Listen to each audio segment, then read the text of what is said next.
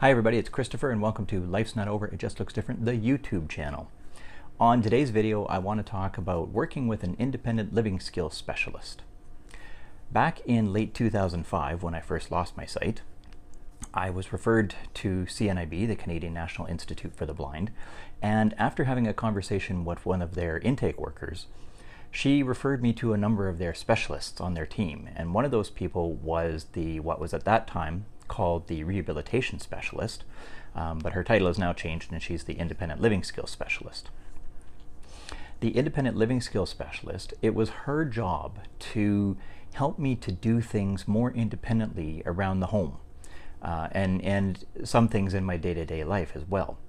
And one of the first things that she taught me was she said I could do this one of two ways. If I was a person who regularly kept their money in a wallet, she said you could keep your money in different slots in the wallet, keeping your 5s separate from your 10s, separate from your 20s, etc. I don't typically carry my money in a wallet. I typically carry it in my pocket. So one of the things that she did was teach me different ways that I could fold the bills, so that I wouldn't have to try to get up close to them and read them in public and sort of make it more obvious that I had a vision problem. So she taught me how to fold the money in different ways. So what I have here is just a regular Canadian $5 bill. And so what she taught me was, for $20 bills, for instance, I would take it, fold it in half, and then I would fold it in half again. And that was how I would do the 20s. For the 10s, she would have me just fold it in half that way. And then for the 5s, we would do it similar to the 20s, where I'd fold it in half again, and then fold the bottom third up so that it was like that. And that's how I would fold the different bills and put them in my pocket, and be able to tell by feel which bills I was pulling out of my pocket. One of the other things that I sort of learned on my own, I was always aware that Canadian coins had different edges, and they're different sizes, of course, but they also have different edges on them.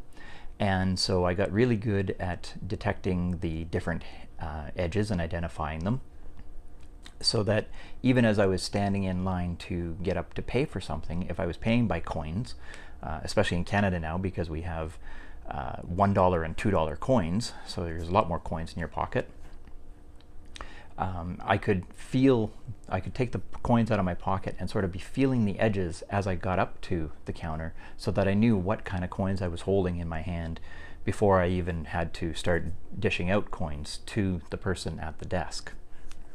So that came in as a bit of a handy trick as well, and I can actually do that as I'm waiting in line and already sort of have the payment ready even before I get up there. Another thing that the Independent Living Skills Specialist did for me back in those early days is she taught me to mark appliances.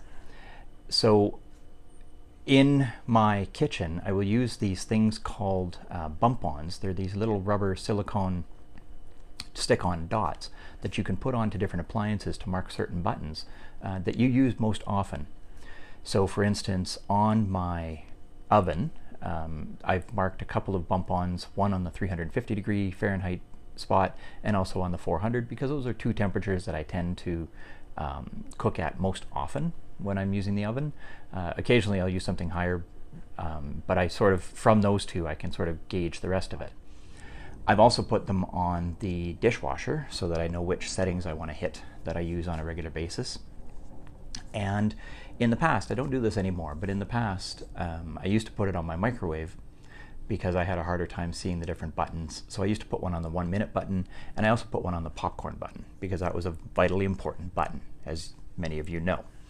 So I would use these bump-ons to be able to feel the dots that I was using most often, as opposed to trying to fight to read them, or instead of having to use my magnifier to help me identify those buttons that I wanted to use, because having the magnifier and trying to turn the dial and line it up for the oven and stuff, it was so much easier just to line it up to the dot.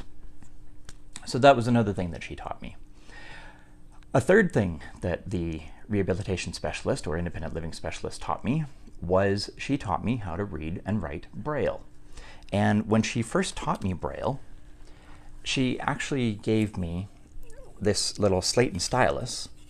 And the slate and stylus, basically the way it works is you would put the page, you put the piece of paper in between, and it had these little raised pins that could lock the paper in place. And then you would punch in each dot for Braille as you were writing. Now the trick with this was that you had to write from right to left, and you had to do all of the dot combinations in reverse, so that when you turn the page back over to read from left to right, the Braille was readable and you could actually read all those dots. So while I learned all of the letters, numbers, and some punctuation, I actually used to joke with people that I actually, instead of learning 26 letters of the alphabet, I learned 52, because I had to learn all of those combinations in reverse, which was kind of an interesting experience. And even today, I don't read Braille on a regular basis, so I don't read it very well. I haven't really kept up with developing that tactile sense for my fingers. But I'm very good at writing Braille and composing it, because I know all the dot patterns by memory.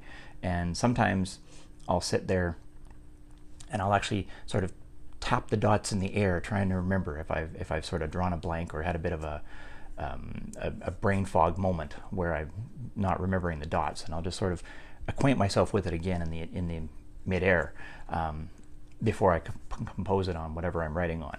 Because correcting your mistakes in Braille is also not an easy thing. There is such a thing as a Braille eraser, but all it is basically another pen with a duller tip that you push the dot back down. So that is another thing that the Independent Living Skills Specialist taught me, was how to read and write Braille. One of the last things that she did for me, and this was really, really valuable, especially for me in that first 6 months to a year, my Independent Living Skills Specialist, or Rehab Specialist then, she was completely blind, and she was a fantastic listener.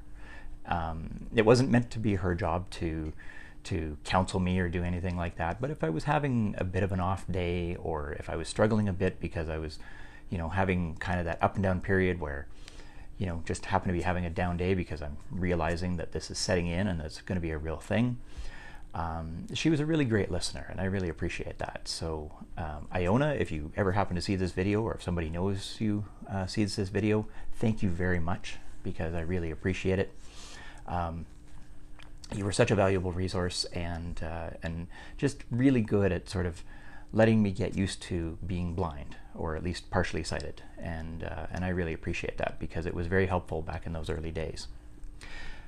That is my thoughts for today on working with a rehabilitation specialist or an independent living skills specialist.